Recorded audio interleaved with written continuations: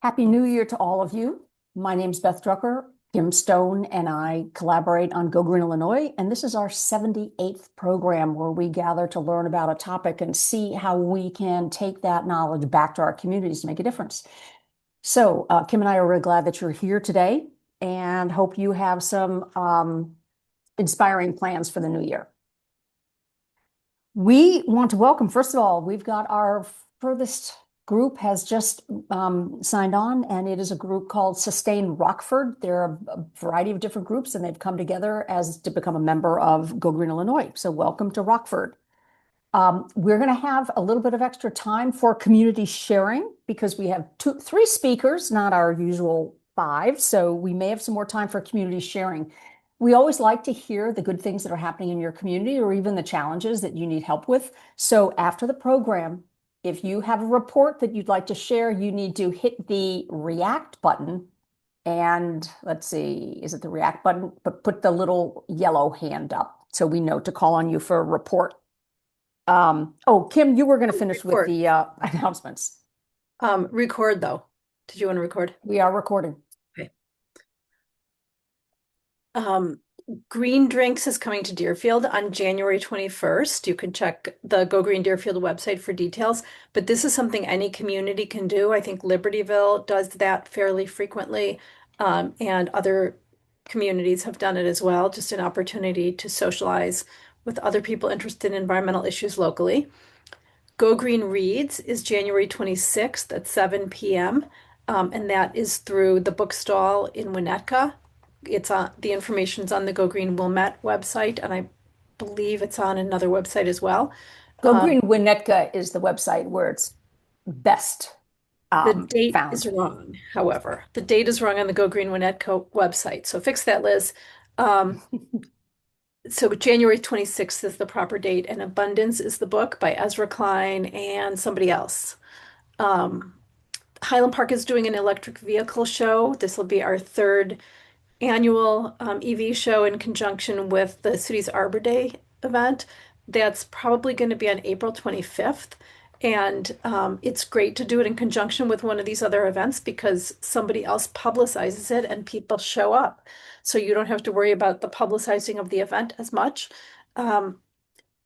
Anytime during April, you can do a Drive Electric Earth Month event in your community, and their website makes it really easy to plan the event and to coordinate who's coming and keep track of all of that. And they even send materials. Beth, do you want to talk about the anniversary party? Yeah, I've got a couple other announcements. With Go Green Reads, that is a virtual book group. About 5 out of the 6 programs a year are virtual. So please invite your folks to that book group because there's no reason to duplicate the effort. So anyone is welcome at that. Also at 2:30 when we adjourn, Kim and I stay on for 30 more minutes. So if anyone has specific questions about your group, you need a little bit of coaching or a little bit of a pep talk, we're available from 2:30 to 3 o'clock after the program for that. Also, really, really important. If you have not started working with your school district, it's a great area to focus on because they have so many buildings, they impact so many of our families. The premier conference for green schools and school sustainability is next month, February 17th to 19th in San Diego. If you could get one person from your community, even a volunteer who self-funds, it's a wealth of knowledge. So that is Green Schools Conference, February 17th to 19th, put on by centerforgreenschools.org. Finally, Go Green Wilmette is turning 20 this year. And we decided we were going to throw ourselves, we're going to put on a gathering to celebrate all the partnerships that have made our group successful for 20 years. So that means many of you have also been people that we've collaborated with and partnered with. You're all invited. It is April 22nd, Earth Day in Wilmette in the evening. So keep that on your radar screen. We'd love to have all of you there. And then our next Go Green Illinois meeting is March 10th. Topic is to be determined. So if you have topic ideas, throw them in the chat or contact Kim or me. Oh, one more thing. Many of our communities are starting to put in community compost drop-off bins. They work, it's successful, it's affordable, and it's way less complicated than setting up curbside pickup in your community. So if your community isn't doing anything with food scrap composting, you can start by telling your village manager to talk to the village managers in Skokie, Winnetka, Wilmette, not sure where else.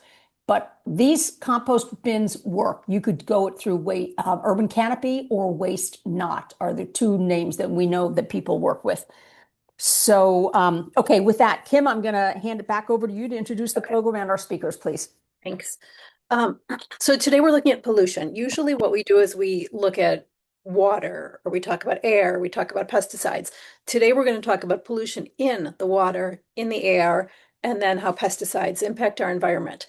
And we're going to learn a little bit about each of these areas, and then hopefully a lot about what we can do in our communities, because we always like to be able to take this back and take action to improve these things.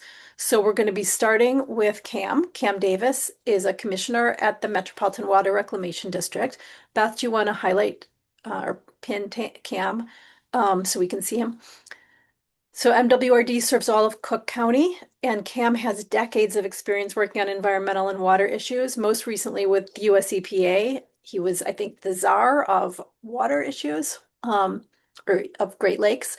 And also he worked for Alliance for the Great Lakes before that and was at NWF when I first met you a very long time ago. So Cam is going to talk about water pollution. Then we're going to switch to air with Kelly Nichols, who has worked for several different organizations that deal with air quality, including Moms Clean Air Force and the Respiratory Health Association. Her passion is working on issues of air quality and reducing air pollution.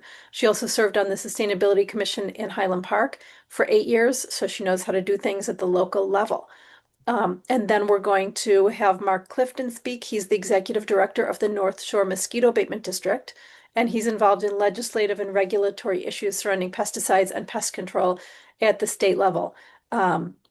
So let's start with Cam and go from there. Sounds great. Well, Kim, thank you. And I want to thank you and Beth for the invitation. I see Cindy Gra is on, and I just want to let you know how much I admire Go Green. I mean, you guys are the best kick-assest enviros out there. You are not only smart, but you do really amazing work, and you're dedicated and you follow through. You don't just talk about concerns, you act on them, and that to me defines what it means to be a good citizen. So thank you very much for everything Go Green does. I want to start by talking a little bit about MWRD, then dive into a few issues that I think you all will be interested in, and that kind of typify some of the work that can be done to safeguard our water resources and the critters that live in them, and of course, those of us who need water, which I'm hoping is everybody on this video conference. MWRD stands for the Metropolitan Water Reclamation District. As Kim says, it covers Cook County. It's by far the largest wastewater and stormwater. When you hear stormwater, think flooding utility in Illinois. So when MWRD decides to seek policy change, it can really help lead the way for environmental policy throughout the state if it chooses to do that. Part of why I ran for the very first time with the help of many of you in 2018 was because MWRD often flies below the radar, but it is, in my mind, the agency with the most potential to make the greatest good for our environment in Cook County. And like I said, when it chooses to, even helps set the tone for Illinois environmental policy. So with that, I want to see if I can actually change my slide so that you guys can see what's going on. We have an enormous. It did. Okay, good. You saw it. We have an enormous service area. Cook County services more than 882 square miles for the second largest county by area in the country, second only to Los Angeles County. So when I say that this is an enormously powerful agency and can be the most powerful environmental agency in the county, maybe even the state, because of its policymaking power, you'll understand what I'm talking about here. More than 1.2 billion gallons of wastewater treated a day on average. That is the water that we use when we flush, we shower, we do laundry, we do dishes. In businesses, same thing. And so that water quality is one of the key missions of the agency. And then in 2004, just a little over 20 years ago, the Water Reclamation District was given the authority by the Illinois State Legislature to become the stormwater authority for Cook County. So as flooding increases during more intense rainstorms due to climate change, you can only imagine what kind of a job it is to try to continue to make our communities safe from flooding, safe from mold, safe from the financial impacts that go along with flooding as well. All right, let's go on to the next slide here. We are governed by 9 elected commissioners throughout Cook County, and our jobs are to set policy direction, set the budget, and address stakeholder needs. So another reason I really appreciate the invitation from Kim and Beth today is at the end, you'll get contact information from me. I love to work, and my team loves to work with anybody who's interested in water quality issues. We have virtual open houses where you can take a virtual tour of a water treatment plant. I highly recommend them. They're really interesting and fun. We have open houses and so on and so forth. So keep that in the back of your mind as I talk. Okay, I'm going to dive into 3 different issues. This is going to be like speed dating, because it's going to be very quick. So speed dating for environmental issues when it comes to water, because we're just going to move down the line. And each one of the 3 issues that I'm going to highlight deal with or can present education opportunities for Go Green. They all have room for extended producer responsibility woven into them. And when you hear EPR, think a polluter pays principle. We want to shift the financial burden away from us as taxpayers and to the responsible parties who manufacture chemicals and so on. And Go Green has a role to play in each one of these. Let's start with forever chemicals. We'll go to pharmaceutical pollution, and then we'll close with plastic pollution. So PFAS, I think I'm going to hazard to guess that most of you have heard about per and polyfluoroalkyl substances. That's why I always stick with PFAS or forever chemicals, because I can never pronounce it. But PFAS are used throughout society these days because they have a lot of attributes. They tend to be temperature stable, so they don't really get too hot. They don't get too cold. They also can be used they have water resistance properties as well. So this is why you find PFAS used in, for example, nonstick cookware, one of the better examples. It's also why you find PFAS used in clothing that's meant to be water resistant. So shoes, jackets, and so on. It can be found in camping equipment. It can be found in personal care products. It can be used in cosmetics and dental floss. It's often in the very screens of our laptops and computers that we're using right now to be able to see each other. So PFAS is a family of chemicals that's become almost impossible to live without. We've gotten so used to them that they are ubiquitous. 97% of Americans have some level of PFAS in their blood, because what makes the attributes that make PFAS so inuring to us to be able to use and so convenient, also lead to the properties that make them dangerous for us as well.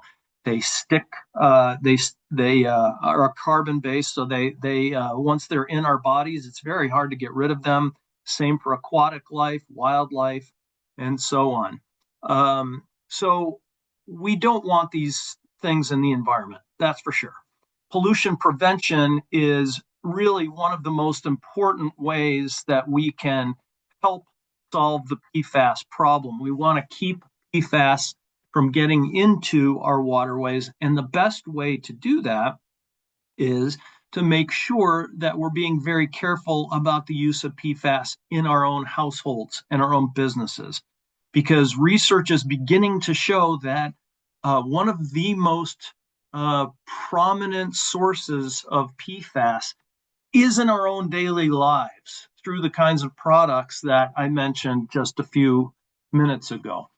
But there's help on the way. One of the things that we are doing is we are pushing for a bill, HB 2955, that would essentially set up a wastewater citizen protection committee to better understand where PFAS is coming from, how it gets there, and to me, most important, or as important as the pollution prevention aspects of this, shifting that fiscal burden back to the manufacturers of PFAS.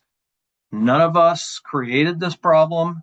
We should not have to pay for it out of our own pockets like we are doing now through our property taxes and so on.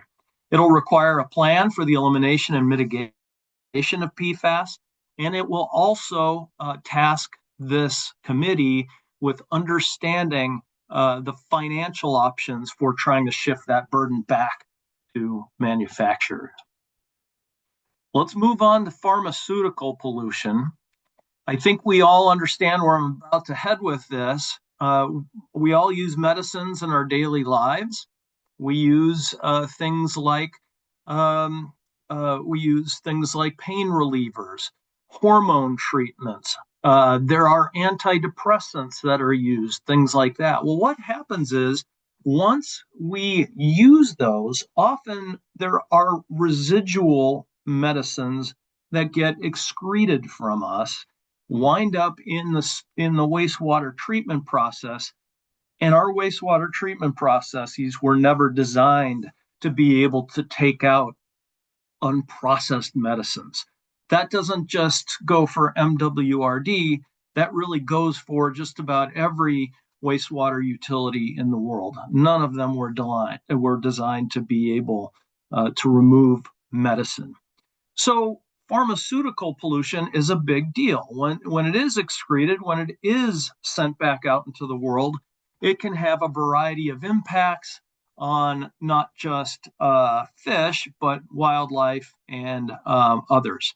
For example, it can create problems with endocrine disruption. And you all probably know that the endocrine system is one of the probably the least understood but most important systems in the body. It's the hormone system that regulates everything from temperature to sleep to activity to you name it. So when we start messing with endocrine systems, not just in people, but in fish and wildlife, we're asking for trouble. Also, when these things escape into our waterways, they can promote antibiotic resistance, and we don't want that either. In worst case scenarios, you can see from the final bullet point, it's possible for them to contribute through that endocrine disruption process. These pollutants have been known to convert fish and amphibians from one gender to another. It sounds drastic, but that is what the research is showing. We do not want these in our waterways. One of the things that you can do is, and this is not a bill, this is actually law signed into law by Governor Pritzker, I believe in 2023, shifting the burden to drug manufacturers to pay for drug take-back programs. If you don't have a drug take-back receptacle, say at your police station or at a pharmacy. You can work with your municipality to have the pharmaceutical companies pay for drug take back opportunities. And you'll see the actual law 410 in the Illinois statutes, section 720, that have put that cost shifting burden back onto the pharmaceutical companies. Microplastics, something we are all hearing more and more about. It's something that, like PFAS, we all have a big role to play in terms of limiting the use of plastics in our own life. They are showing up everywhere, and I mean everywhere. We are even now seeing the results of research that show that microplastics or nanoplastics, like PFAS, is starting to come through the air as well, being deposited in rain. Again, our wastewater treatment systems do not have a way to remove plastics. They were never designed to be able to do that. So we want to reduce our dependence on plastics as much as possible. I'm going to skip over that in the interest of time. We at the district do send around, and you can see this in the lower left, a small barge that does pick up trash along the surface of our waterways, but they can only do so much, and they tend to get bigger plastics, not microplastics or nanoplastics. So one thing that you all can do is spread the word about HB 1370. What it will do is require that washing machines going forward be fitted with, have built into them special filters that can remove microfibers. This is really important. It doesn't add much to the cost of a washing machine, and it's really important for technology development. I believe I am out of time. I told you this was going to go fast, but I do want to invite all of you to be in touch with me or any of my team. You can see their email addresses here and phone number. Please do reach out, visit the MWRD website, and if you see anything there that we can be helpful with, I hope you'll let us know. I will close with this probably most important thing, which is I've spent some time during this presentation on what Go Green and we as individuals can do to help protect our waterways against pollution. But the number one thing is a 4-letter word, and that 4-letter word is vote. You have a choice coming up in the March primaries, March 17th and 2 weeks before. Kim, back to you. Thank you, Cam. Thank you for the super fast but super informative presentation. There's a couple questions in the chat, and I want to add one question. Do you have some sort of a summary of the bills that you have mentioned that might require advocacy or might be helped by advocacy that you can send so I can post to our website? You bet. Glad to do that. Okay, that'd be great, and then people can take action on their own or with their groups. Somebody asked about reverse osmosis. Yes. And whether that removes pharmaceuticals, whether that's a feasible option. So reverse osmosis can capture a variety of things that are not capturable through other mechanisms. It's not, I'm going to be honest with you. I'm not sure if a reverse osmosis can capture everything, but one thing we do know is that reverse osmosis is incredibly energy intensive. And one of the things that we are trying to do at MWRD is fight climate change. At the same time, we're trying to protect our waterways. Also, reverse osmosis at this scale, you're thinking, think 1.2 billion gallons on average per day, is just massive. That said, I appreciate the question, and I will take that back and ask our staff about it and find out their view on it, because I'm sure they have thought about it before. Great. And then one other question. You have land, right? You do land management and work with ecological restoration groups. Yeah. Do you just mention that real quick? Yeah, I appreciate that question too, because MWRD is the second largest public property owner in Cook County. second only to the Forest Preserve District. And so one of the things that I am trying to do is get to keep pushing our agency outside of the mindset that our job is just to meet permit discharge limits and just think about water pollution. It is also to fight climate change. We should, with that land, we also have an opportunity to work with municipalities to help facilitate urban farming, to relieve food insecurity around the county too. I could go on, but I really, really appreciate that question because water is our middle name, or one of them. Land is not one of our middle names, but it is something that we have a lot of at the district, and we could be making better use of as well. Great. Thanks, Kim. I've got a couple things I'd love to say. Yeah. Again, thanks. Sorry, these presentations are always so quick. A couple things that groups could do: sign up for one of those virtual tours. It's free, it's easy, and really informative. So that's something that you could offer your residents where they'd learn a lot. Second thing, if you don't, as he said, if you don't have a drug take back program in your town, or maybe you have one but nobody knows about it, please, that's something you could work with MWRD to set up. If you've ever been involved in a hospice situation, I was in another state. By law, they have to put all the drugs, end-of-life drugs, down a toilet and flush it. I don't know what the law is here in Illinois. Hopefully, Cam, it's not the same. No. Okay, so that's, I mean, if you're dealing with anyone with a lot of medications, make sure you keep that on your radar screen.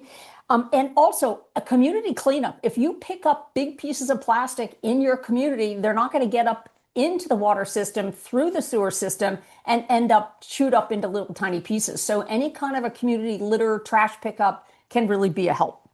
Okay, thanks. That's all I wanted to add. Thanks, Cam. I'm gonna pin Kelly, who I already introduced, who's gonna talk about air pollution. Kim, I'm going to share my screen. Let me just do that quickly. Okay. I'm hopeful that everyone can see my screen. Yep. It's on. Okay, cool. Excellent. Let me just pull this up in my other window and we're going. Okay. So as Kim mentioned, my area of love and expertise is air pollution.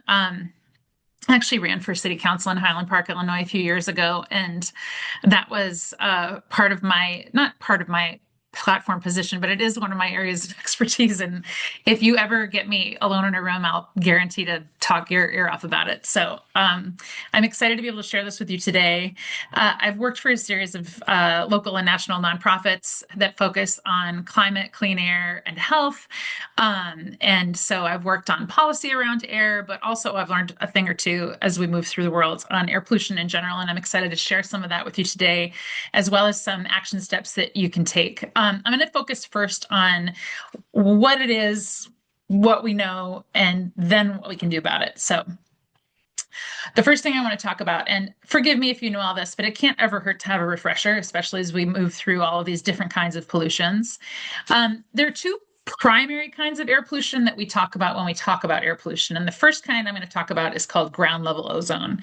And when you're talking to people that don't live in the world of the environment, like many of us do on this call, they'll always say to you, isn't ozone a good thing?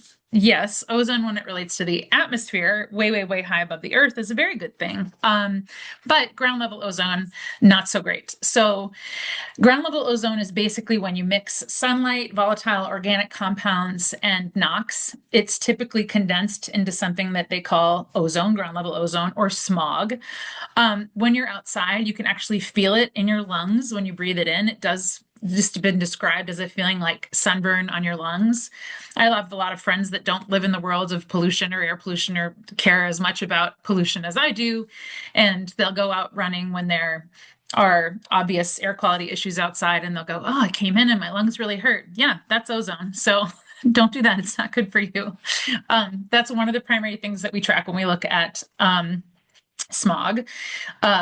And the second kind of air pollution is typically in groups like this, we would probably call it PM 2.5 or particle pollution or fine particle pollution.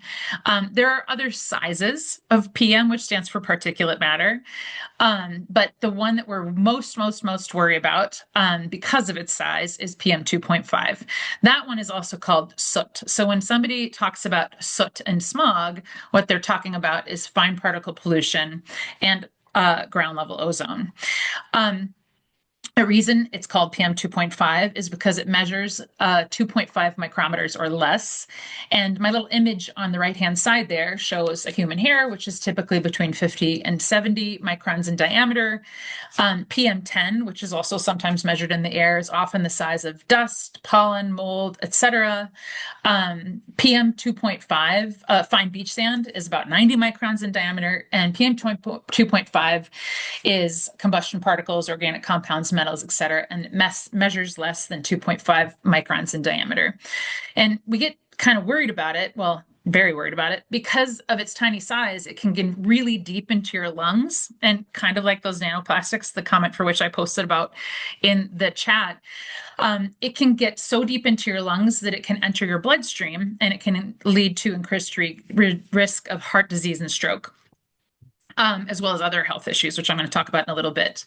In populations that are more sensitive to air pollution, which we'll talk about also later in the presentation, even a few hours of exposure to poor air quality can trigger heart attacks and death and increase your mortality rate. So what impact does PM 2.5 have on health? Well, for your brain, it can cause strokes. It can impact brain development in children. It can impact your mental health. It can potentially lead to early onset dementia.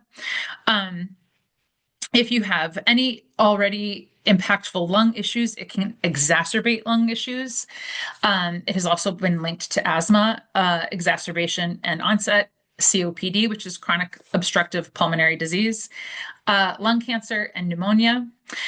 For the heart, it's linked to heart disease, high blood pressure because air pollution narrows and hardens blood vessel walls, which reduces blood flows, arrhythmias, which it also changes the structure of the heart, which increases risks of heart failure and increases the likelihood of blood clots, which I talk about a little bit in the body section.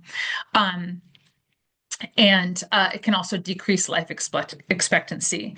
It also increases premature birth, low birth weight, and it decreases sperm quality. When I lived in New York City and was pursuing my career in acting, I was a research assistant on a study of the effects of the World Trade Center disaster on pregnant women and their infants. And we were looking at acute exposure to the World Trade Center disaster on people in their pregnancy, somewhere in their pregnancy. And they basically found that the impact around not just the air pollution, but stress, and created an inverse size to infant head circumference at birth as well. So that wasn't necessarily linked to the air pollution specifically, but when you are inundated with air pollution, it can also increase your stress level because it's often affiliated with more pollution, and that can increase bad outcomes on your health as well. So air pollution exposure is not the same everywhere. People with a lower SES are more likely to live, work, and commute in higher pollution areas, which results in greater acute and long-term exposure. And modeling studies also suggest that in some communities, there's an inverse relationship with air pollution, meaning they generate less through transportation and consumption than they are exposed to. And greater attention needs to be paid to the inequitable distribution of risks and benefits when we look at transportation and industry across populations. So what about in places that aren't like I described? A lot of people on this call and in other places that we know about wouldn't necessarily categorize themselves as living in a place that has a high impact directly from air pollution or heavy industry. But air pollution has no borders. It doesn't care what zip code you live in. It doesn't care how much you pay in property taxes or what school your kids attend or what you do for a living.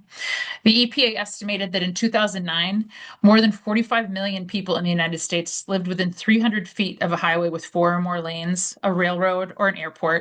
And those populations back in 2009, which have been proven to be true, have suggested that this number is increasing.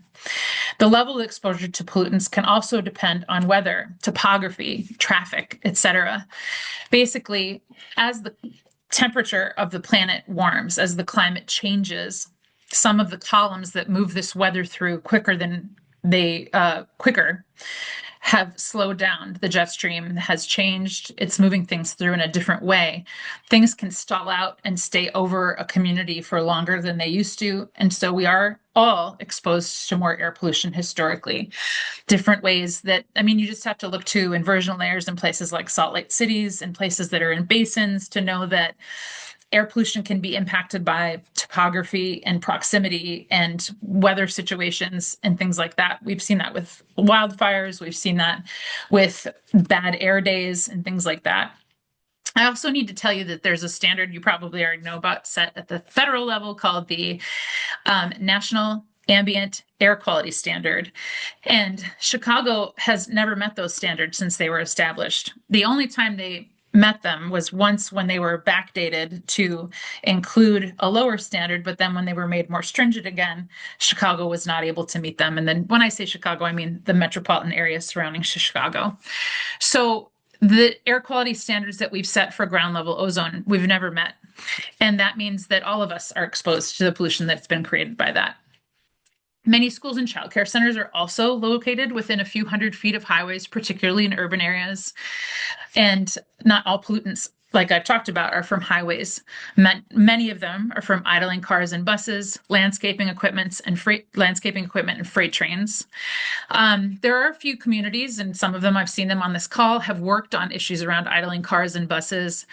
I worked on that policy when I was at the other nonprofits that I worked at, and those are very difficult policies to enforce. They're often difficult to pass, but where we have always gotten pushback in municipalities is how you enforce a policy about idling, because who will enforce it? How much time will they need to enforce it? How will you catch somebody while they're doing it? What kind of resources will they be able to utilize to enforce those penalties, et cetera? So that one is something that they've handled policy-wise. There is a state idling policy, but it's also dependent on temperature outside and time.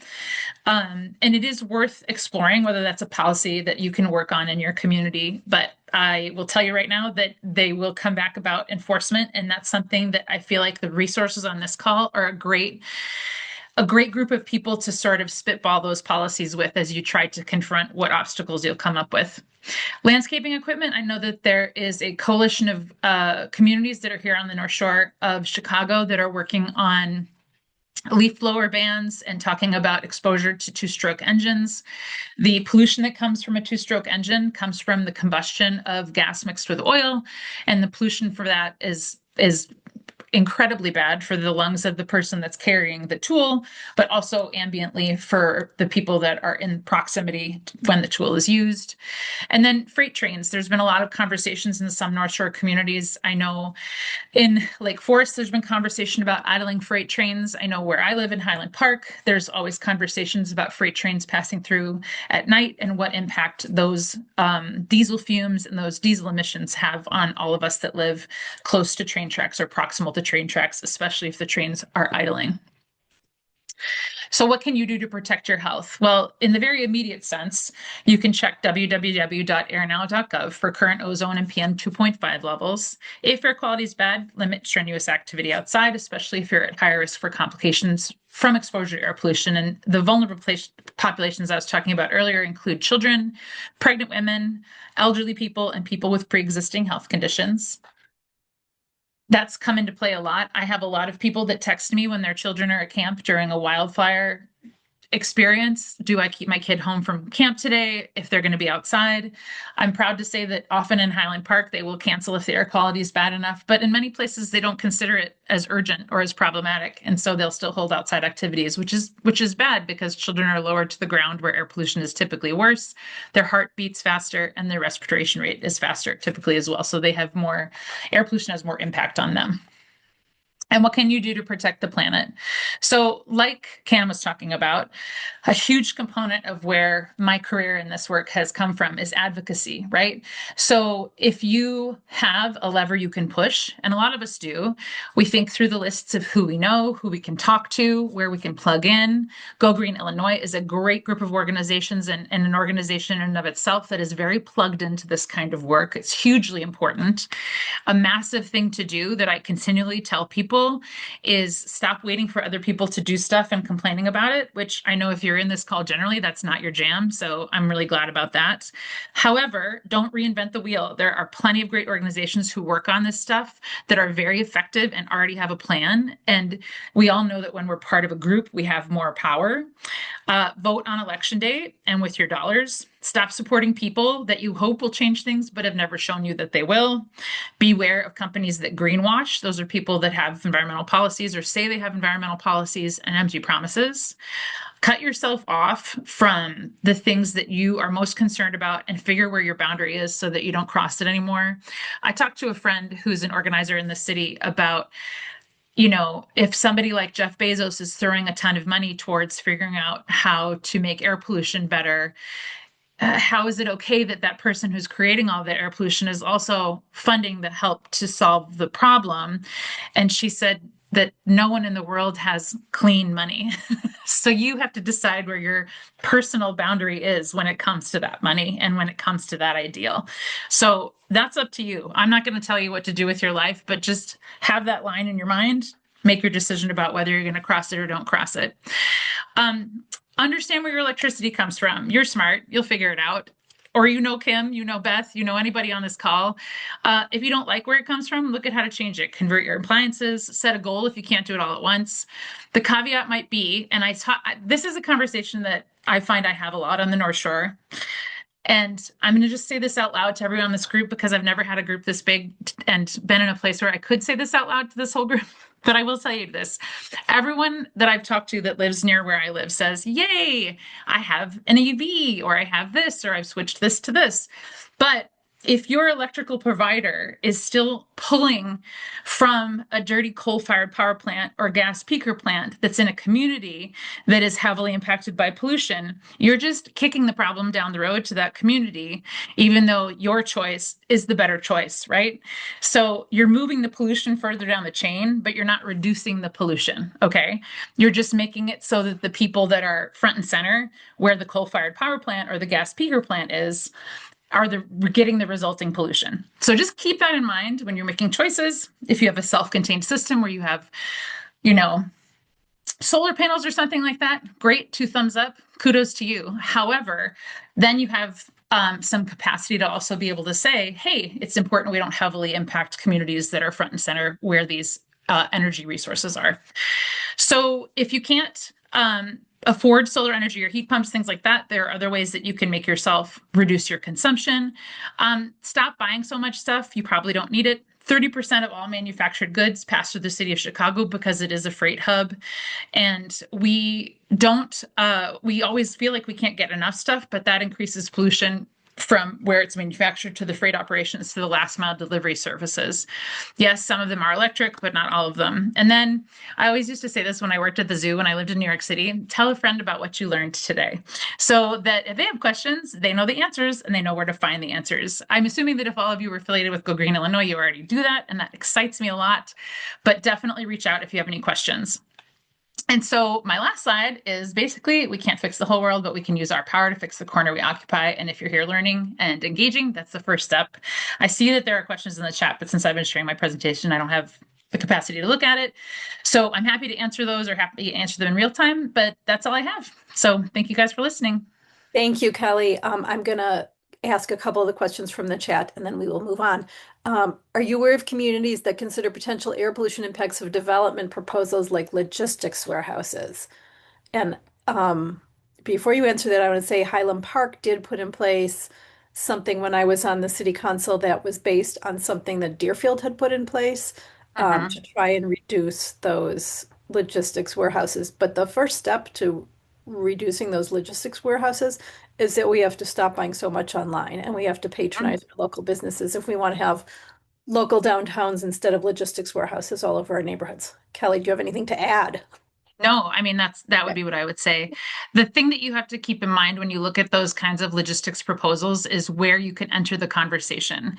So as I've learned from working with Kim and working in Highland Park, where it passes through the process of going in front of the development groups or the zoning and planning board or whatever, if you're able to provide public comment, if you're able to rally people from communities where it's already happened and have them help you prepare comments about why it's not good. I think when we started to talk about the place that was going to take over the old Solo Cup facility here in Highland Park, I gathered all my data on diesel trucks and everything and idling and, showed up at all of those meetings and talked about that. So there is a way to push back. But in the city of Chicago, they're doing more to understand the layered impacts of air pollution. But that might not be the case in other communities. So it's up to us to advocate for that in those spaces that we care about. And then the other question is it bad for health to commute on a bike on a road with cars? I mean, that's kind of like your judgment call, but it's going to be, I would say, like, I think what you have to think about too is like, let's say you did that on a day when the ozone was terrible or the air particle pollution was also terrible.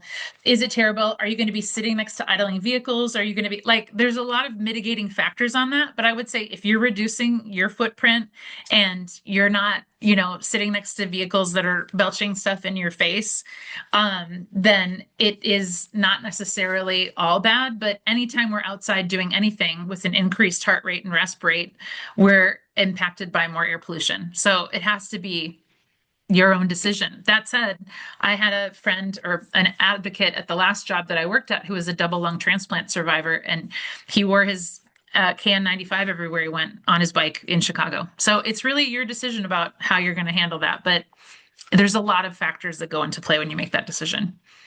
Yeah, it's definitely a balancing act between the exercise that you get on the bike versus the air that you might breathe. So Kelly, thank you. We're gonna, Kim, excuse me, before we yeah. move on, I'd love to just highlight a few of the things that I heard that other groups might want to have here again. It's really good to get people to watch for the air quality, to know what those numbers are. And that's how they can start thinking about air quality issues on a daily basis. So there's a bunch of apps. The regular weather app on your phone has it as well. School bus idling policies, check with your school district. Is there a policy and is it enforced? That's actually really important. And our Go Green groups can certainly raise awareness about idling issues. In Park Ridge, I learned about a school that wrote thank you notes for everybody who didn't idle. It was such a positive twist to that effort. Gas-powered leaf blowers. If your community is not on this topic, check in with the mayors of Wilmette or Highland Park, get their white paper on it and start working. We really need to make that a dinosaur of a machine. Fireplaces and fire pits, they're in all of our communities. They contribute hugely to air pollution. Fireplace inserts is something you can tell people about, and you can help people understand that fire pits really have a downside. Solar and community solar, if everyone signed up for community solar, we'd be in a better spot right now. Promoting EVs, yes, I understand that, yes, it does kick it down the road, but this is a part of the transition for cleaner air. And also the gas stoves inside our homes. Kim Stone and I have both purchased induction hot plates. One hot plate using super efficient and clean electric induction can take care of about 80% of your stovetop needs. So that's a quick thing that people can do right away to help. Okay, those are the things I wanted to feature. Kim? Okay. Thank you, Beth. And thank you, Kelly. So we're going to shift to Mark, who's going to talk about pesticides and mosquitoes.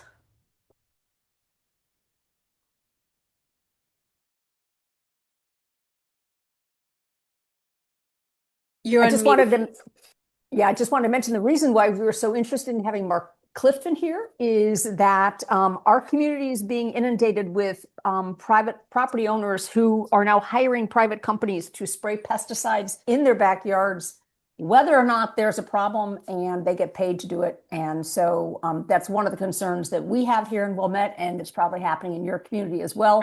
Mark's going to share a lot of information with us, but he's going to touch on that as well. Yeah, thanks for the mute warning. I it slips right by you. Hi everyone, thank you for having me. My name is Mark Clifton, and I'm the executive director of the North Shore Mosquito Abatement District. I'm going to switch gears a little bit and talk about rather than pollution, pesticides, and more specifically the sort of backyard mosquito spraying, which has become ubiquitous really throughout really the country, but northern Illinois. And so I kind of want to compare and contrast that to a mosquito abatement district and illustrate some ways that your local mosquito abatement district, should you have one, can help deal with mosquitoes and actually reduce pesticide use and pesticide load throughout the region. So let me just, there we go. Okay. So first things first, I want to define what a backyard spray is. Backyard spray is really the attempt to create a barrier of pesticides around a property. I used some maps that I just got from Google. So if this is your house, this isn't meant to single you out. This isn't anyone's particular house or barrier treatment.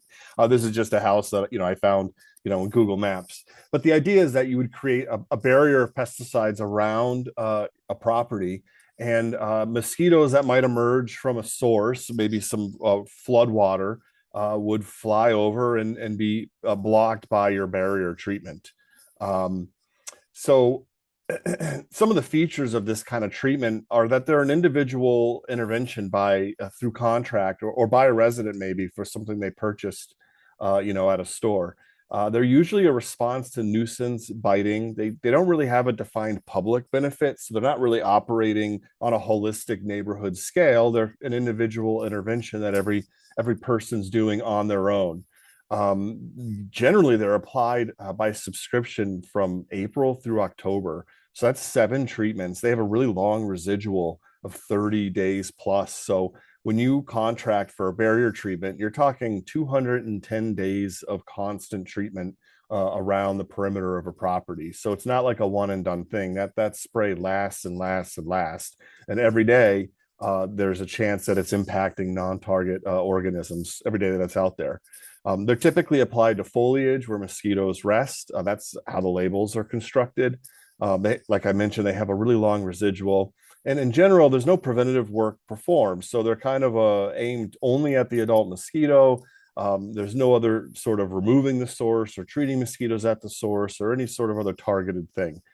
They're usually always pyrethroid based, which is a class of pesticide. So it's important to recognize that when mosquitoes are larvae, they're all in the water, they're all in one place, they're in ephemeral water that maybe only lasts 5 or 6 days. They really separate out into a very specific habitat that's not occupied by many, if any, other things. But when they emerge, they can fly a long way, they can go for miles. So it makes sense to want to target mosquitoes when they're in the water, not when they're flying around.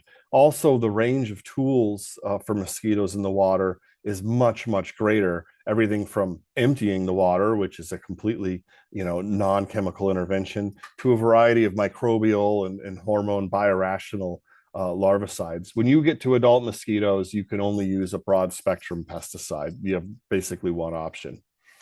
So timely larval control can make barrier treatments completely unnecessary. If we can go in and look at a mosquito source and identify that there's actually mosquitoes there and do a treatment with something like BTI, which is a bacteria, or maybe a mosquito hormone, we can prevent the need for any of those neighbors who live by that from ever needing to contract a barrier treatment.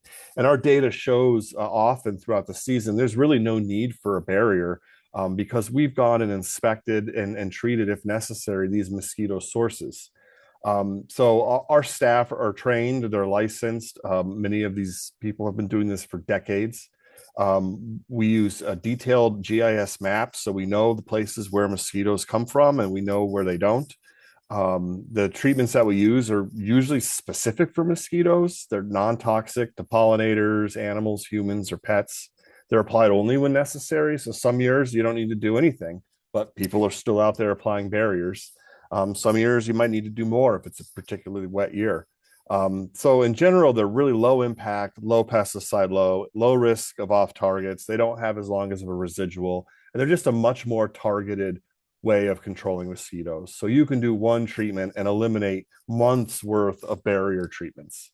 But it requires, since these treatments are happening in a public area, it requires a mosquito abatement district or some sort of public entity to do this work. So I'll say that one well-timed treatment can replace the need for any barrier treatments. So some of the impacts of barrier treatments are, of course, the most obvious, which are off-target effects on pollinators and other insects. And the EPA kind of acknowledges this on these through their label language. They say, you know, don't put this on blooming crops or weeds because now you're attracting pollinators where you've applied a pesticide. But it doesn't say that same language for the foliage that people plant around their homes. So often homes will have flowers or plants, and you're attracting pollinators. And then there's tons of these images online of people treating the flowers around a home. So it's kind of like an attractive hazard for pollinators and other insects. Also, these are often applied during the daytime, and in many of our denser communities, people will come in during the day and apply this. And the EPA language is really clear that people shouldn't contact this material when it's wet through drift. And that's often ignored. Applicators will just come in and treat a yard and leave. It happens where I live all the time. And also, you shouldn't allow people or pets to contact any wet surfaces until the treatment is dry. And again, there's another image of someone hitting all the foliage and landscaping, which attracts pollinators. So, you know, on the one hand, you're planting things that bees like, and on the other hand, you're treating it for mosquitoes. So we wanted to understand what this meant for our communities. We did a study in kind of a preliminary study in 2022. We collaborated with scientists from Iowa State and Northwest Mosquito Abatement District to see if there were detectable pyrethroids from barrier treatments in catch basin water. We sampled 107 catch basins, and about 30% of them contained detectable concentrations of 5 different pyrethroids. None of these are used by mosquito abatement districts in the region. These are not really governmental mosquito control materials. The highest concentrations were about 4 or 5 parts per billion, which is enough to make resistant mosquitoes. We detected every barrier treatment chemistry that's on the market. Those are all pyrethroids listed there. We have a major problem with resistant mosquitoes. They do not respond to pyrethroids really. And so that eliminates a major tool for our public health mission. If there was a serious public health outbreak of West Nile or some other virus, you know, there may be a day where you need to turn to adult mosquito control, and a major tool, really the only tool, is kind of off the table for us. So it really ties our hands to be able to protect public health should we need to. And you can see that that's throughout Illinois. Permethrin is a pyrethroid, and their Culex mosquitoes are resistant from the north all the way down to the south. And we found that within our district too. We've tested them, and they're resistant. The pyrethroids just don't really kill them well anymore, and that's probably from the ubiquity of a lot of these barrier treatments in the environment. So related to this whole talk about barrier treatments is this new invasive tiger mosquito, often called the Asian tiger mosquito or Aedes albopictus. This is a mosquito from Asia. It's been in the United States for some time, but it has never been this far north.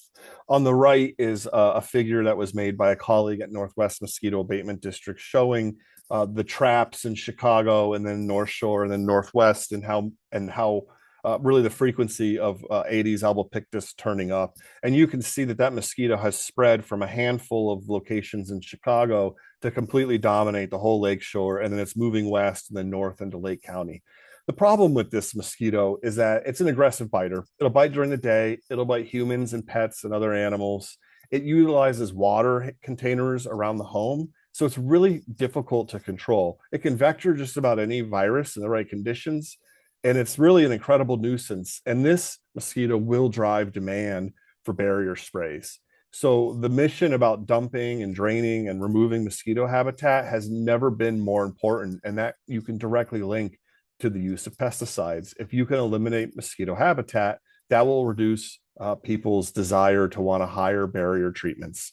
So really, in a lot of ways, our mission is aimed these days at about reducing the overall pesticide load that's occurring in the environment. And that's something that I think Go Green membership can help us with, is bringing home this message that if you're not controlling this mosquito, people will call for a contract to have mosquitoes sprayed in their yard.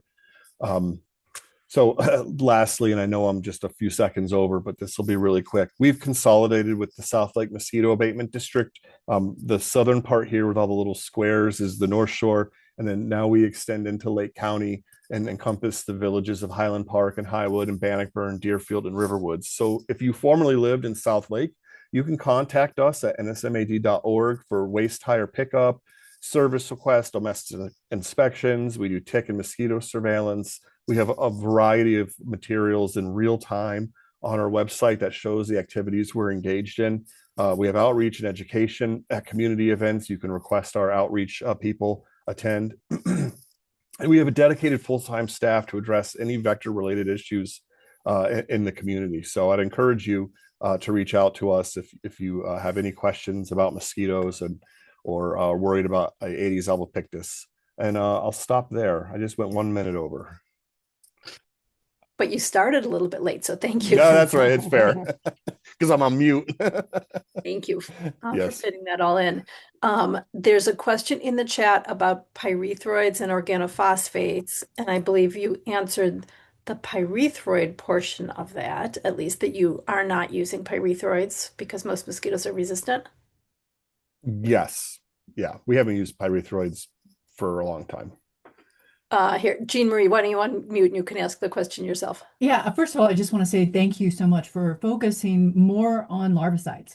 That is not always the case with abatement districts. So, shout out for that. I just want to emphasize for everyone who's listening, the huge environmental health hazards for human beings. And I think that is underplayed and can even be a blind spot in public health. But, I'm on an advisory committee of the EPA, and we recognize that the evidence is very good that pyrethroids and organophosphates, these adulticides, not the larvicides, are linked to cancer, ADHD, autism, endocrine disruption, etc. We do very little, really no adult mosquito control. Our entire strategy is aimed at mapping places where mosquitoes come from and then moving up the scale of interventions from eliminating habitat, obviously, first, and then moving up to larvicides as necessary, or educating the community about how to do this themselves. So we've tried to take a holistic larvicidal focused approach. We haven't done adult mosquito control in many years. That's wonderful. So, I wish that more abatement districts would listen and follow your example. I'm working on it. Thank you. And Kim, It's a very impressive program that Mark has put together. Looking at the maps that he has of the whole district, where he notes, every drop of standing water, whether it's a gutter or a puddle or a natural area that has some sort of standing water to be addressed. And then going back and following up and making sure that all these areas have been addressed in some way. I've never seen anything like it. And I've been working on mosquito issues for like 30 years now. So it's impressive.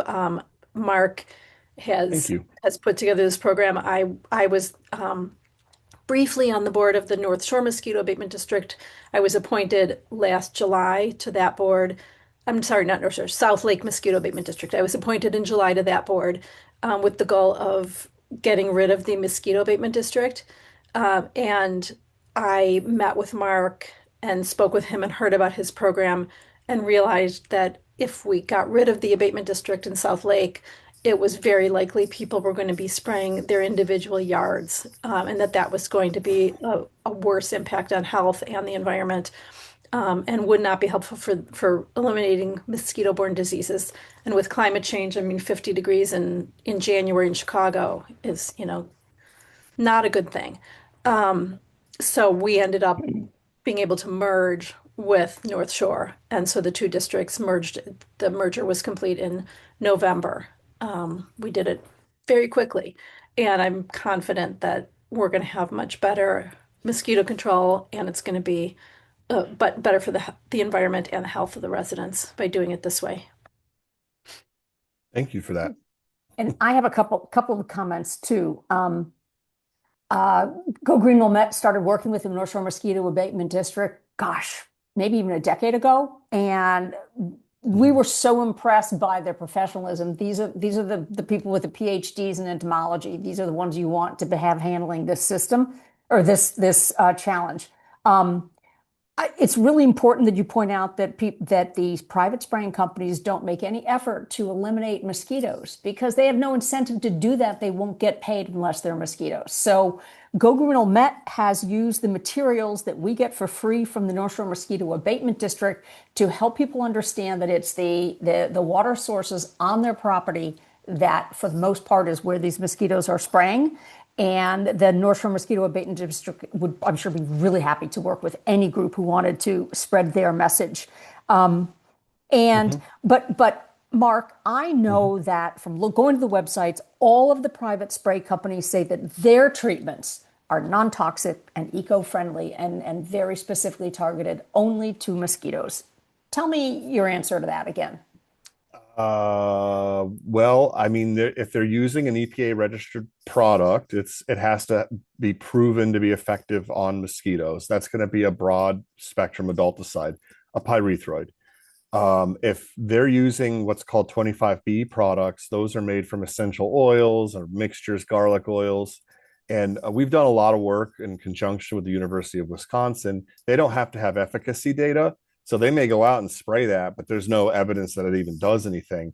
And we haven't found them to be effective in controlled, applications in the laboratory at all. So there's 25B and then there's actual registered products. So they may be using 25B. But I don't know of any product that they could use that's specific for mosquitoes, that adult mosquitoes. There's no such thing that I know of. And if a community sees that there are private companies spraying, especially on days where there is any kind of a breeze where what this spraying is going to go beyond property lines, what should they do?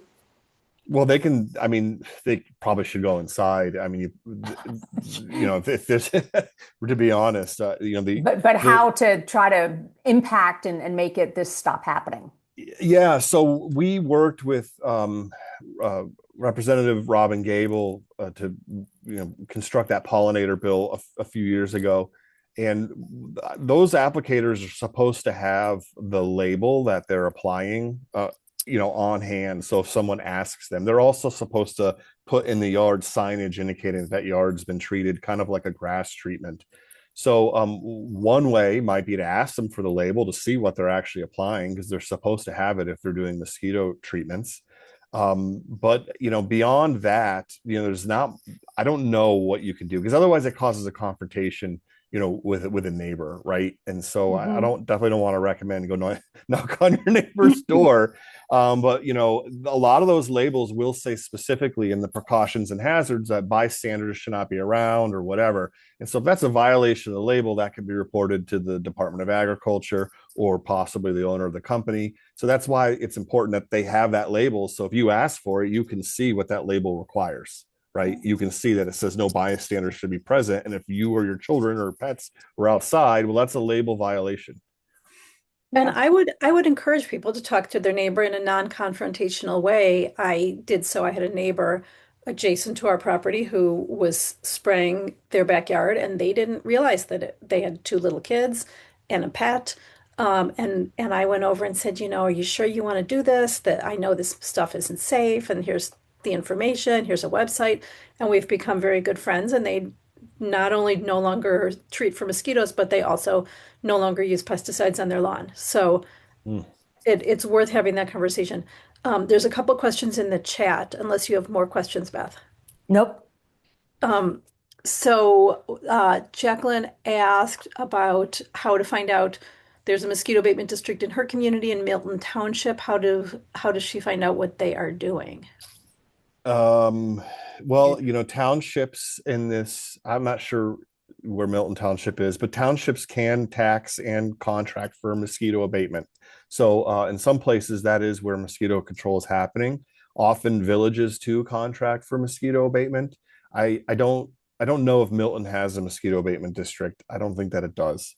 So it's happening through the township or the village, and those programs tend to be, a little more fragmented and less holistic. But I would start there with the village. Yeah, so Jacqueline, if you want to talk to the village or the township, and then feel free to get in touch with me and we can chat about how to change what they're doing. Yeah, Um, if she sends an email, I can respond with more detail. yeah. And then is there anything that can be done with a bird bath? You're supposed to empty your bird bath. How often? Less than 5 days. Okay, empty and refill your bird bath every 4 Few days. days. Yeah, something like that. Yeah, it takes 5 or 6 days for them to go from egg to adult. So every day It's would be great. Every few days would be fine too. not a big, I just do it whenever I think of it, or Mhm. as long as it's less than that. Mhm. I would not put BT in a bird bath if you can avoid it. I don't think that's a great idea. EPA registration does not ensure human safety. In fact, things that are registered by the EPA are registered because they are not safe. It used to at least be illegal to say that they were safe. There's a cost benefit analysis the EPA does for all pesticides, and they decide that it's worth the risk, basically, for certain things. Yeah, it doesn't pose an unnecessary, unreasonable risk. So they evaluate the level of risk. They don't say it's safe or not safe. If it only affects mosquitoes, wouldn't that still contribute to resistance? There's a lot of different kinds of resistances, and it's without getting into the biology of it. BTI has 4 different microbial toxins, and these are specific for the mosquito midgut. And so, yes, I mean, conceivably they could become resistant to that, but it's 4 different places where it's working, so it's rather hard for them to evolve resistance. There's been no documented cases of that happening with BTI. Other materials, they absolutely can become resistant, and they do, and they are routinely. So, but we have more options with larvicides, so we can there's switch. three more questions. Okay. I'm gonna list them off. Wow, there's so much to talk about. It's 2:15. I'm gonna list them off quickly. Are dunks safe for standing water? Yes. Generally, yes. They're usually BTI. Yes. Um, Dunks are BTI. Yeah. Can you talk about what you're doing on the Green Bay Trail and also about the Doug Tallamy mosquito bucket? Yeah, I'm the Green Bay Trail. You'll have to contact me. We do work all throughout the district. And if you want any details about our activities, I'd have to look them up, but I can get them for you. You could also look on our website, and we have all of our treatment records available for the public if they're interested in seeing what we've done along the Green Bay Trail. So check our website out. The mosquito bucket is just generally a bad idea because most people aren't going to take care of it the way it needs to be taken care of. And you're also attracting mosquitoes to your yard to maybe use that. Mosquitoes use a lot of different habitats. Not all of them are going to be buckets. So it's really not the proper solution. The mosquito bucket of death or whatever it's called. Yeah, we also have a page on our website about that you can read that more eloquently than I am saying now outlines the reasons we don't really approve of that approach. Thank you. And I put your email and the website into the chat so the conversations can continue offline Thank you, Kim. beyond this meeting. Thank you so much for being here, Mark. My pleasure. Thank you. Okay, I'll remove your spotlight. Oh my gosh, wow, that was a lot of great information. Kim, you're on mute still. And thank you to so many of you who've stayed on for the entire program. So much information as always, and hopefully some really good ideas of things that you can take back to your group. I know capacity is always the issue, but it just takes one person who goes, you know what, that's something I can work on to get another project happening.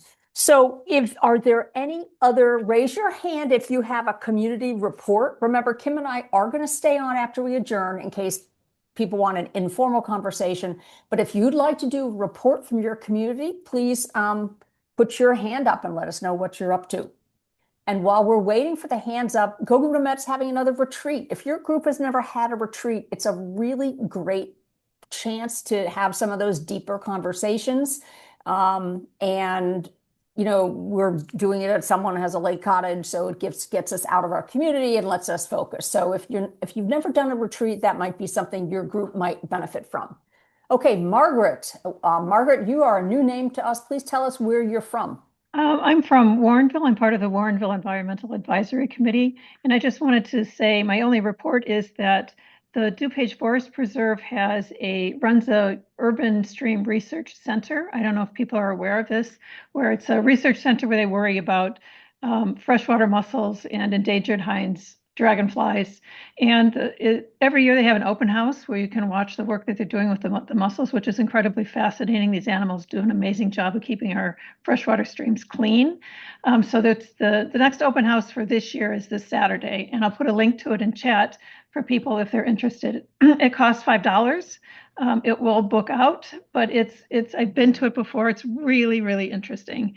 They also have they do some blanding. They raise blanding turtles there, so the highlight is to see all the little turtles swimming around in the tubs as they move about. And Thank that's you. it. Deb Singleton, please. Hi there. We've got some good news on the front with our school district 109. We're got a meeting scheduled of 5 Go Green Deerfield members who are meeting tomorrow with the district and the architect and engineers.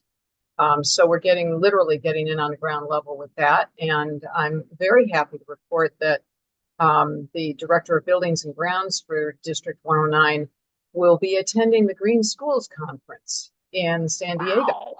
Wow. So, yeah, then I will take personal credit for that. That's huge. So that, yeah, I think that's really huge. And I would encourage everybody else to, again, consider the Green Schools Conference. It's February 17th to the 19th in San Diego. And you can just Google it and you'll find your way there. And also wanted to mention that we are having our next Green Drinks event on Wednesday, January 21st, from 6 to 8 p.m. And the speaker is Danielle Malone from Verity, which is the company that put in the solar development at the Deerfield Water Reclamation District. So we'll be hearing all about that and what's involved in that. So if anybody wants to know about promoting that kind of thing in your village or town, come on over. And that will be at the Italian Kitchen in Deerfield. Food and drinks are available for purchase. The address is 648 Deerfield Road in Deerfield from 6 to 8 p.m. That's it for now. We'll have more to report next week. Any other communities wanting to share the good stuff that's happening or your challenges? Kim, anyone from Highland Park? Jenny had to go talk to her solar guy. And I'm afraid I missed the last Go Green Highland Park meeting because I was out of town. I know that we have been working with our park district. We're going to continue trying to talk with them about not using artificial turf or plastic grass on some of the buildings that they're redoing. I responded to someone at Go Green Deerfield, but not you, Deb, to put them in contact with the District 112, which is our local elementary school district and adjacent to Deerfield's 109, because we have solar and geothermal at the school buildings. Those have been put in since the buildings have been redone. When they redo a building, they do add those features, those renewable energy we features. did contact them. That was Bob Massey, I think. But yes. We're good. Thanks. Okay, so hopefully that will be helpful. Because they've done a good job with that. I want to call out just a couple of things that I seem to get about 4 texts an hour about various things that are going on federally. There's apparently talk of rescinding the CAFE standards, which are the fuel economy standards for vehicles. So as much as we talk about electric vehicles, it's not going to be helpful if they reduce fuel economy standards, and they're talking about doing it retroactively, which is unprecedented. And then if you haven't already read in the news that the EPA is no longer going to take into consideration human health impacts, I believe for air quality issues they're instead going to look at the cost to business. So that's troubling. Go Green Illinois has signed on to support opposing a lot of these moves. There was another one regarding transportation, I think that came up recently. In Illinois, thankfully, we have the Clean and Reliable Grid Act, which just passed, and the transportation bill passed as well, which will help with funding of public transit. But be sure to take actions as appropriate when you can, both federally and at the state level. Jack Casaza. Thanks, Kim. I just wanted to share two updates from Go Green Glen Ellen. One is that in December, we were awarded a grant from the DuPage Foundation to continue our initiative of using recyclable aluminum cans at our summer concert events. So we did that. We received a grant for that last year. And it resulted in, instead of plastic cups, over 12,000 aluminum cans. About 250 pounds of aluminum was collected and recycled instead. So we'll be able to continue that this year with the 4 concerts. So that's very exciting. And then I also wanted to share that we worked with our Chamber of Commerce over the last year, and this was introduced last year, but we're doing it again this year. Our Chamber of Commerce does has a community awards ceremony. I don't know if you'll have something similar in your community, but they recognize different businesses, service businesses, retail, restaurants, as well as individuals for their contributions in the community. And we worked with them to create a Going Greener award that recognizes businesses for steps they take in sustainability. So we have one very, very green business in Glen Ellen that's a refillery. They won it last year, and they can't win it every year. So we're now working to try to just rebrand the award slightly to make sure that businesses know that, you don't have to be completely done in your green journey. You can be taking steps, and the goal is to recognize progress and efforts that businesses are taking. So we'll be working to educate the community on that. And it's a great opportunity for us because we're using it also to educate the community and encourage businesses and organizations to think about going greener. And it's presented at our community awards on March 10th. So that's great. That also puts you out in front of everyone who's attending those events. That's wonderful. Are you finished? Okay. Well, let me remove your pen. Okay, so I've got a quick report from Wilmette.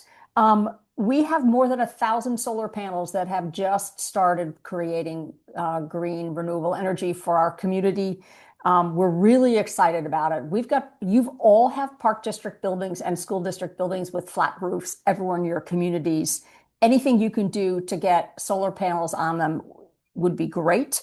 So your park district guy your park district people could talk to the Illinois Parks and Rec Association or other park districts about how they did it. Go Green Met has 40 metal cups that are used at events that we are trying to get people to use. Just be mindful, if you go to an event or in advance, if you are going to one of those events where they put 3 ounces of wine in a plastic throwaway cup, or even a compostable cup or a recyclable cup, talk to them in advance about making a different plan. Jacqueline, did you want to mention something? I thought I saw you again. Also, we're working with our local Catholic schools about doing food composting. A lot of times we talk about our public schools, but look in your community to see whether you have smaller private schools. Sometimes they can do things faster than our big public school systems. They're doing it at Loyola Academy, and we're hoping they're going to set it up at Regina Dominican High School as well. Plastic grass, Kim brought this up, just so you know. It gets billed as an environmentally friendly choice. Yet industry standards suggest that it should get sprayed annually with Roundup before our athletes get on it to play, to keep those little weeds that eventually start to grow in the little bit of dust and dirt that settles on them. And finally, if you are interested in talking to your school board, I would encourage you to do that. We were in front of our school board yesterday.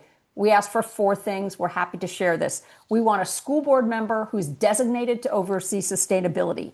We want the school board to integrate sustainability into their strategic plan. We want them to send someone to the Green Schools Conference, and we want them to invest in a sustainability coordinator, even a part-time one. So those are the 4 asks.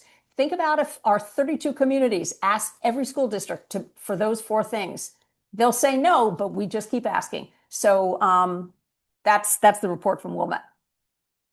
Beth, can you put those 4 items on the post in the chat, please?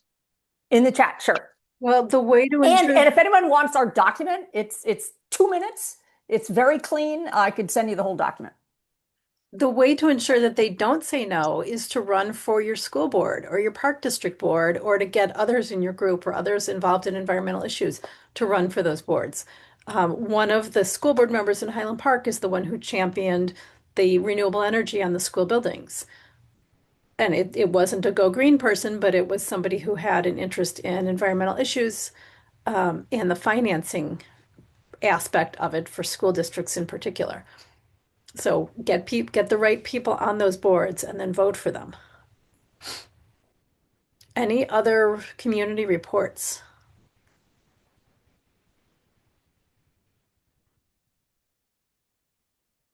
Yep. Go ahead and unmute. No Vincennes. I don't know if this is old news, but School District 225, the high school district in Northfield Township, has made a major investment in clean energy, and they have an extensive report on the fact that it's going to be a moneymaker for them in the end. It's going to save enough money to pay for itself in a reasonable payback period. Okay, thank you. What kind of clean energy is that? Solar? Solar. Yeah. Thank you. Mhm. Okay, so I added those 4 notes really, really quickly, but if anyone can contact me, druckerbeth@gmail.com, if you want the document. Looks like we are going to be concluding on time, but again, Kim and I are going to be staying on for any informal conversation. Again, our next meeting is March 10th. And we really like feedback from all of you about what topics would you like to learn about and hear about. So send us your ideas. That will be our 79th program. If you know someone in a community in Chicagoland or in Illinois that does not have a group like yours, make sure you let them know they have an opportunity and that we'd like for them to join us. Kim, anything else? I don't think so. I posted to the chat. We do not post the chat to the website. So I did post to the chat that if you have something that you would like to share with the bigger group, feel free to post it. Either if it's an event, use the post an event button, or if it's an issue or a topic that you want to share, you can use the submit a post button at gogreenillinois.org. Jenny is here. Wait, Jenny is here. Hi. Thanks, guys. Good presentations from everyone. I wanted to add, since it is related to air quality, that we donated an induction cooktop with like 1 pot and 1 pan to our library with a 1-pager, and it is now a library of things, so people can check it out and try it at home. And there's a little sheet with information and things like that. So That's at Hyde Park brilliant. Library. That's brilliant. That's on my to-do list, Jennifer. Super. Thank you. And I have lent my 1-burner induction to my HVAC contractor so that he can learn how to use it and see how he likes it. Cool. The library of things that many of our libraries have are really amazing, and it really helps us help people buy less stuff. So anything you can do to promote your local library's library of things is really terrific.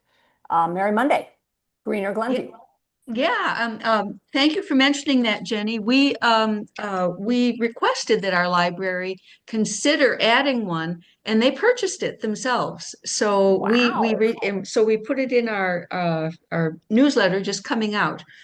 So it's an awesome thing for people who want to give it a test drive to see if their pots work and see how it works. It's a great idea. I'm going to share a photo of a library of things that I saw recently on my travels at a library that I thought was really nice. Can you see that? Wow. Yeah. Impressive. Wow. This particular library has, I don't know, you can see a banjo, I believe, in the front left. There's a sled down there. They have tools. They've got drills and all sorts of power tools. They have these bags that are hanging towards the front left are kits. So if you want to take your kids and do some sort of activity, those are different kits that they've put together for those activities. It's a really great library. Awesome. Okay, so with that, I think we try to adjourn on time. Not who, it's 2:32. And so with that, we're going to adjourn. But as I said, Kim and I are going to stay on to answer anyone's individual questions from your community. Thank you. See you in 2 months. Hey, Bruce maybe got on. Great. Molly. So a lot of you are signing off. You didn't give us reports. I'd like to hear what's going on in your communities.